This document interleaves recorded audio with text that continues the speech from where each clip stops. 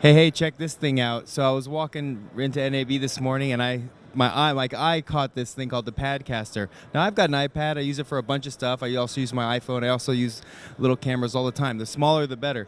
But this sucker is an iPad piece of hardware, and you can go directly to the web. You can edit it, and you can broadcast it right on the fly. I think that's everything it does. It's a piece of hardware, right? So, and this is Josh right here, and he made the thing. How are you? You can live stream from it. That's another thing that we do with it pretty often. But yeah, for the most part, it's something that allows you to shoot high quality, basically full HD video with manual control over the focus, exposure, and white balance, and then edit the piece right in iMovie or Pinnacle Studio. And I think that's the big difference between. I love miniature, by the way. I love shooting on phones, and the smaller the better. But I wouldn't want to go blind trying to edit on an iPhone. The interface here, let's say you're editing something in, let's say, iMovie, because the footage, when you shoot it, it auto-populates to your photo library, and then when you open up a project or make a new one, anything in your library automatically comes up in there to cut with. The interface here is actually big enough to do something. And so you can do music, you can do lower thirds, you can actually cut a piece, and then when you're done cutting it, you can take it out and then upload it anywhere you want. And you can FTP it also. There are all kinds of options for what you can do with your finished videos when you're done.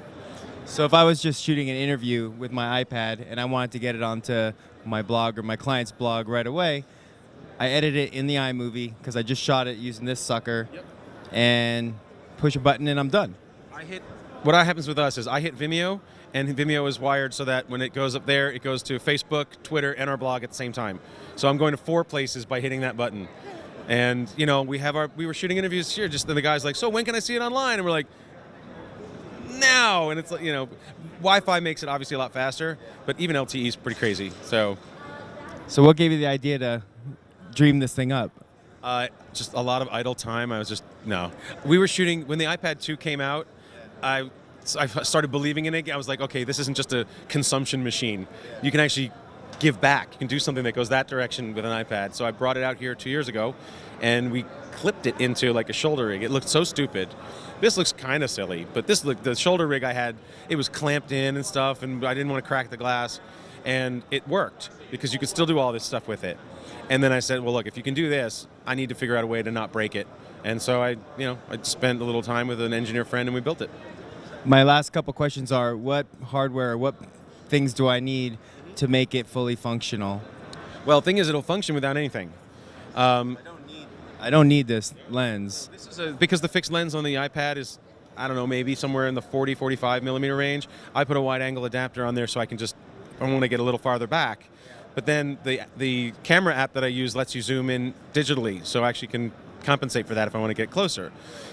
This is a mic that's the MSG Pro. It's the Sniper Pro kit. But I also use Sennheiser mics and Rode mics. This is a Manfrotto LED. But it's kind of made for anything that you have. You might already have some of this stuff, and you can accessorize pretty much with anything you want.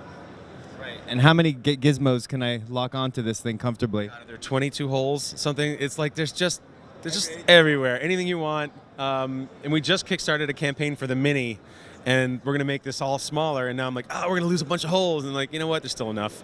Because obviously there's always, but what people are doing with these is like hanging a strap and then putting this on the back seat of your car so your kids can like watch videos while you're driving around.